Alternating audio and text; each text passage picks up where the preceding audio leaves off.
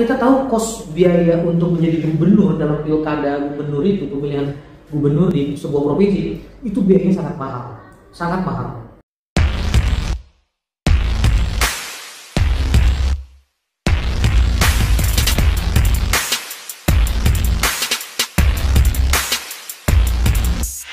Assalamualaikum warahmatullahi wabarakatuh.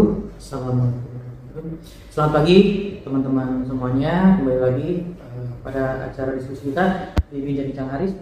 Hari ini kita akan diskusi terkait dengan isu-isu yang sedang hangat dan ada beberapa isu-isu publik yang hari ini sedang ada di permukaan dan banyak pertanyaan. Dan bahkan kalau kebetulan di tempat saya kebetulan ini menjadi sebuah bahan mata kuliah perbincangan ini.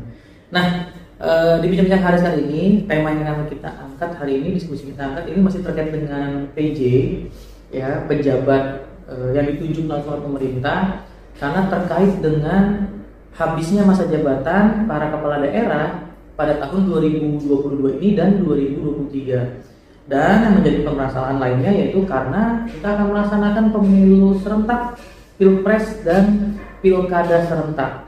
Nah, pilkada serentak ini yang kebetulan akan diadakan tahun 2024 nanti.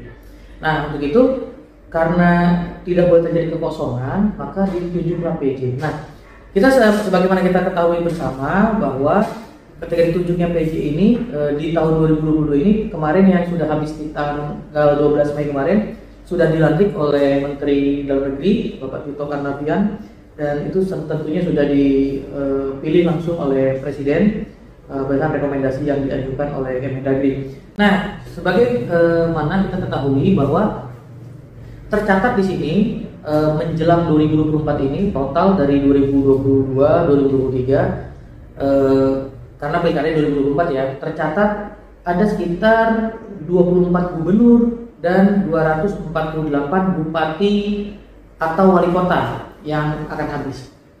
Dan tentunya sangat banyak sekali. Dari jumlah itu, di tahun 2022 ini ada 101 kepala daerah yang akan lengser kemungkinannya. Yang kemarin ada 5 gubernur sudah dipilih, salah satunya kemarinnya sudah, salah satunya di Provinsi Banten sudah kita ketahui siapa PJ-nya.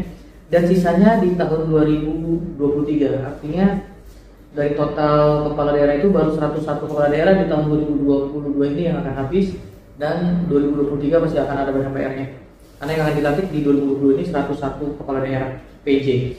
Nah, untuk gubernur sendiri yang sudah kita ketahui bahwa yang akan menjabat gubernur PJ gubernur itu salah satu syarat utamanya yaitu yang sudah ASN bergolongan madya atau setara dengan eselon 1. Nah, kalau untuk bupati atau wali kota, PJ bupati atau wali kota, maka setara dengan eselon 2 atau disebutnya pratama ya, jenjang ASN pratama ya kalau salah. Nah, sebagaimana kita ketahui kemarin ada 5 daerah, 5 PJ gubernur yang sudah dilantik langsung oleh Kemendagri, di mana salah satunya kita sebut tadi ada PJ Gubernur Papua Barat. Ini ditunjuk yaitu Deputi Bidang Pengelolaan Potensi Kawasan Perbatasan di Badan Nasional Pengelolaan Perbatasan BNPB Kemendagri, Komjen Paulus Waterpau. Ini menjadi PJ Gubernur Papua Barat menggantikan Domingus Mandakan. Yang kedua yang dilantik yaitu dari Dirjen Mineral dan Batubara Kementerian ISDM, Ridwan Jamaludin sebagai PJ Gubernur di Kepulauan Bangka Belitung menggantikan Erzaldi Rosman Johan. Kemudian ada Dirjen Otonomi Daerah Kemendagri sebagai PJ Gubernur Sulawesi Barat menggantikan Gubernur definitif Muhammad Ali Baal Masdar. Kemudian ada di Banten sendiri PJ-nya yaitu Al Muktabar. Beliau sebelumnya Sekretaris Daerah Provinsi Banten dan hari ini ditunjuk sebagai PJ Gubernur Banten menggantikan Wahidin Halim. Dan yang kelima yaitu staf ahli Kemenpora yaitu Hamka Hendra Nur ditunjuk sebagai PJ Gubernur Gorontalo menggantikan Rusli Habibi. Nah, ya kemudian sebagaimana kita pahami bersama di sini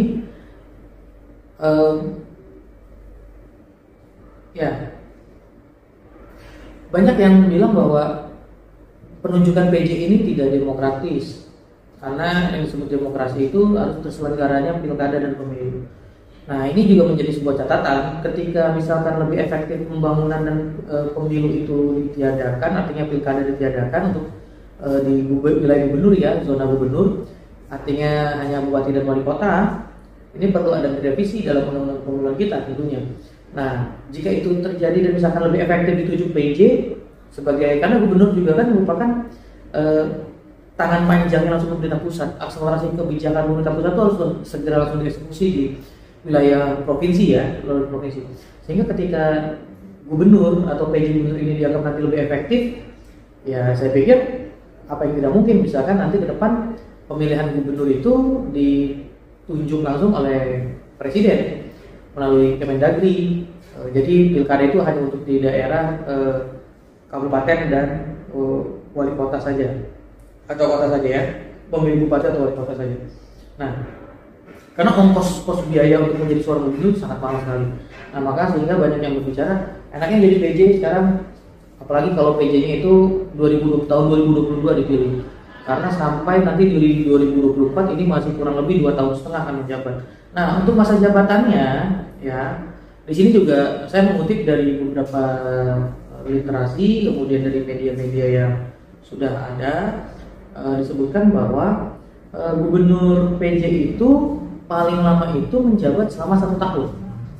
Jadi menurut peraturan undang-undang yang menyebutkan terkait dengan peraturan terkait dengan PJ gubernur ini, masa jabatan gubernur itu paling lama 1 tahun dan bisa diperpanjang tentunya.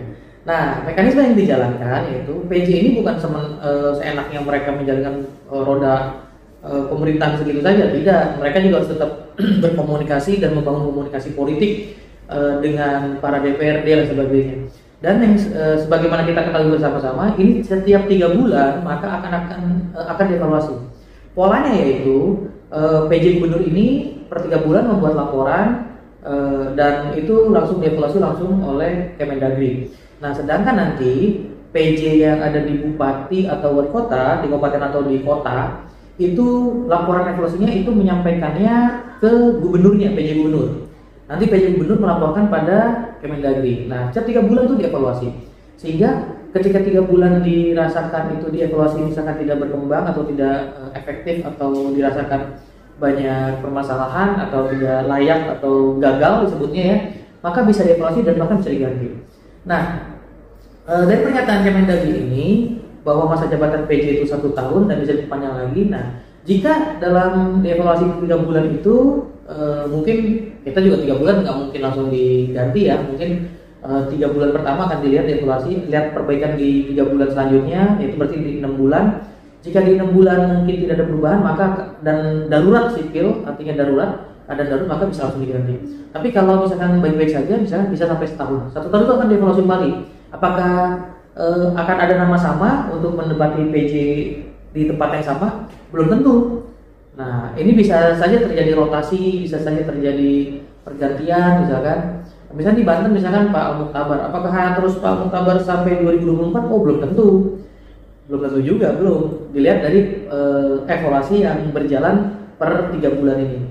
Ketika nanti sudah 1 tahun, dievaluasi dinilai apakah Pak Al-Mukhtabar terus melanjutkan menjadi PJ gubernur sampai nanti 2024, di tahun berikutnya, di tahun keduanya, itu dievaluasi. Jika dirasa layak, ya mungkin akan dilanjutkan. Tapi jika dirasa tidak layak, maka akan ditunjuk orang lain atau yang menjabat PJ gubernur di Banten orang lain. Nah, kemudian hal lain yang kita diskusikan yaitu apakah pertanyaannya yang menjadi pertanyaan kita, apakah efektif tidak sih PJ gubernur ini menjabat gitu kan? Nah, di beberapa analisis yang saya baca dari beberapa jurnal ilmiah terkait dengan hipotesis pembangunan, hipotesis kebijakan, bahwa misalnya penunjukan PJ ini merupakan salah satu langkah strategis sebetulnya bagi pemerintah. Jadi sebetulnya kalau saya melihatnya justru ini menjadi sebuah pilot project Karena kita tahu kos biaya untuk menjadi gubernur dalam pilkada gubernur itu, pemilihan gubernur di sebuah provinsi, itu biayanya sangat mahal, sangat mahal. Saya tidak bisa memprediksi berapa, yang pasti sangat mahal karena kita bisa mengukur untuk biaya kontestasi politik di daerah kabupaten kota saja itu harganya kosnya sudah sangat tinggi, ditambah ya kalau gubernur berarti kan sangat tinggi lagi. Berarti kalau presiden ya lebih tinggi lagi kos biayanya. Bahkan kalau saya ngeliat di sebuah YouTube ya, misalkan dari Mardigu ya, Bosman itu dia menyebutkan bahwa setidaknya untuk mencalonkan diri untuk jadi seorang presiden ya kurang lebih biayanya sampai 9 triliun. Itu juga angka yang sangat fantastis ya. Saya juga bener nggak sih apa segitu gitu kan? Tapi itu menurut analisis orang lain ya. Tapi saya yakin kos biaya sangat mahal. Nah, jika dirasakan tadi yang sedikit saya bahas di awal, jika dirasakan PJ gubernur ini lebih efektif, kos biaya juga sangat sedikit, sehingga lebih fokus biaya politik untuk tahapan provinsi itu ya bisa dimaksimalkan bukan untuk politik praktisnya gitu ya, untuk biaya pilkadanya, tapi bisa lebih cepat untuk akselerasi pembangunan. Nah, hal-hal inilah yang coba kita lihat ketika ini jadi pilot project ini. Mudah-mudahan kalau ini berhasil jadi catatan ini. Jadi catatan dan mungkin saja nanti pemilihan gubernur nggak perlu pilkada lagi, cukup dipilih nama-namanya yang layak, jenjang karir, dan ini karena dirasakan gubernur itu merupakan panjang tangan langsung dari pemerintah pusat, terutama presiden. Ya. Tapi ketika itu, tapi itu nggak bisa, itu menyalahi unsur demokrasi. Demokrasi itu kan kesepakatan. Kalau kesepakatannya itu dibuat lebih baik, kenapa tidak? Tapi kalau selama ini dirasakan merupakan ajang pilkada, merupakan ajang yang paling tepat, ajang yang paling baik untuk menemukan seorang sosok pemimpinan di tahapan provinsi, ya saya tetap mendukung jalannya proses demokrasi. Mungkin itu saja diskusi kita hari ini. Titik poinnya bahwa PJ gubernur, PJ bupati dan wali kota itu akan tetap dievaluasi per triwulan atau 3 bulan sekali. Yang bupati wali kota melaporkan laporan evaluasinya pada PJ gubernur melaporkannya per triwulan itu langsung pada Kementerian Dalam Negeri dan Kementerian Dalam Negeri, Kemendagri. Itu saja dari saya. Mohon maaf atas segala kehilafan. Semoga bahan diskusi ini menjadi pencerahan kita bersama dan ya mudah-mudahan ini bermanfaat untuk pengetahuan kita bersama. Mohon maaf jika ada kesalahan. Sampai ketemu di lain kesempatan. Tetap semangat. Sampai ketemu di Bincang Haris kembali. Saya tutup. Alhamdulillahirabbil alamin. Assalamualaikum warahmatullahi wabarakatuh.